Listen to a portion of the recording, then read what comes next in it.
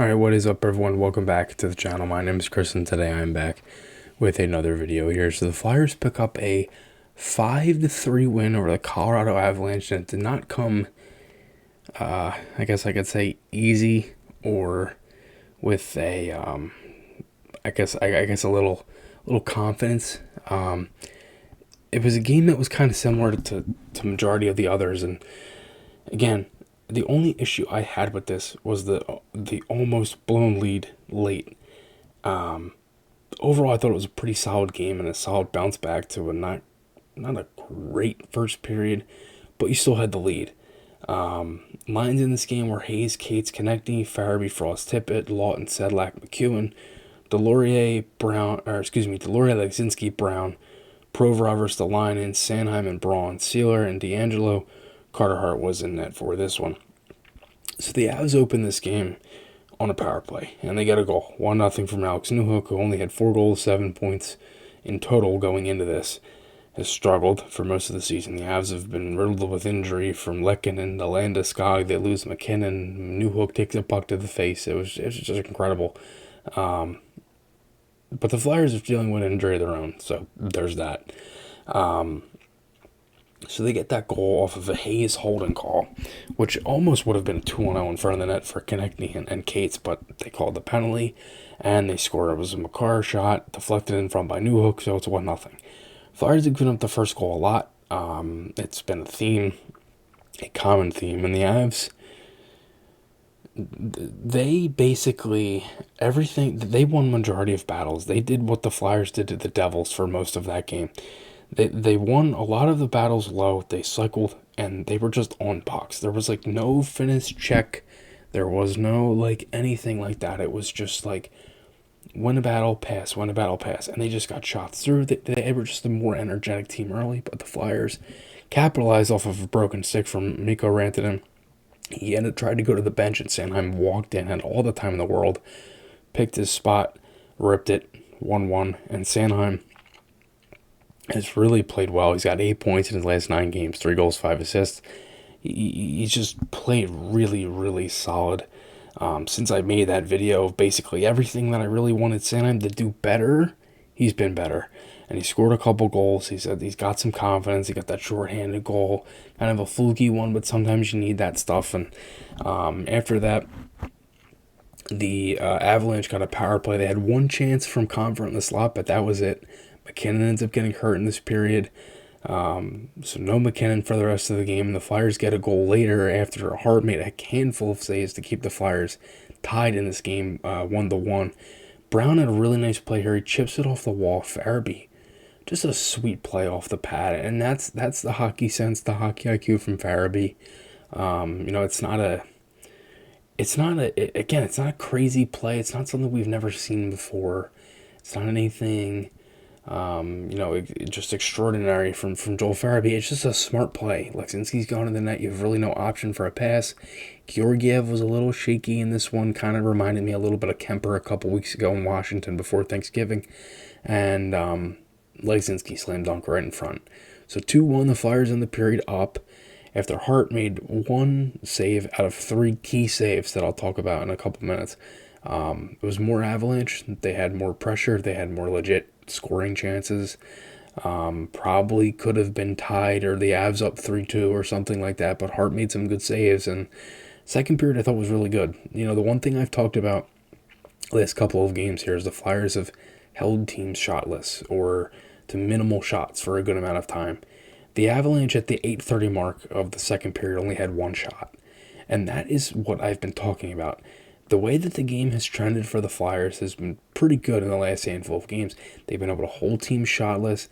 They've been able to generate more chances. They just look more in sync as the games have been played. And I'm talking from the game that they won against the Islanders. Even the game against Tampa was a rough game, whatever.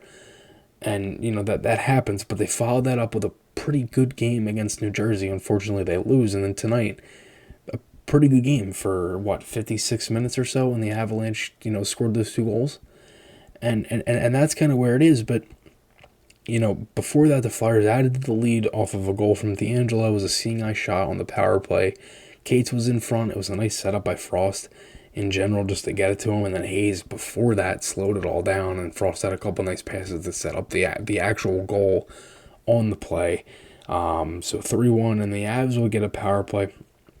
Konechny, he kind of bumped Maher behind the net, and then Sedlak had a nice play with Cates. I really like Sedlak with Cates on the penalty kill. It's been pretty noticeable, and Konechny's done a pretty good job. I've liked the penalty kill for the most part. In this game, they were pretty good. The Avs, they had 2 power plays in that first period, and then they ended up having 2 there in the second, and then the other one later in the third period, for 4 on the game, which they had the one that carried over. So they could look at that as 2, but it's still one penalty in general. So again, Flyers are up 3-1. The Avs aren't getting many looks. They had a couple, nothing really too crazy. Then the Flyers get a power play, had a chance to open it up.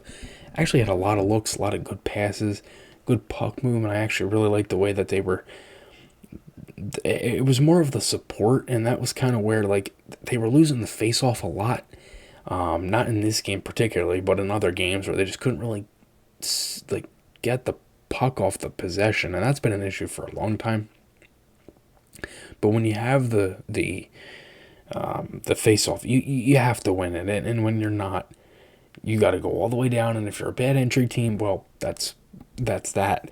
So the Flyers, again, they had looks, they had chances. There was a play where Hayes was kind of open for a shot. I wish he shot it, but I don't think he was in the best position to. And again, I know I've been critical on Hayes for most of the year, and I don't mean, it's nothing personal, and it's nothing like, it's not like I don't like Hayes. I don't want anybody to think that. It's just, again, everybody's playing out of position. I've mentioned that before, and I just feel like there's more there. But anyway, Hart had a really nice save on Kaut on a breakaway, and again, keeping it at 3-1. And you have the one late on McDonald. You have that one, and then there's another one in the third here. Again, Avs get a power play off. D'Angelo cross-check after he was kind of hit into the bench, kind of boarded a little bit. I don't think D'Angelo liked that call at all. And the Flyers kill that one off, and then Farabee takes a trip in the offensive zone. They ended up killing that one off too. But after that, Farabee and Konechny have a 2-on-1. It was similar play to the Leksinski goal. And after that, the Flyers just had like 4 like muck and grind type of minutes where they just kept every puck low in the half zone behind the goal line. They won battle after battle. They set up chances. They set up any defenseman really from the point had a legit look.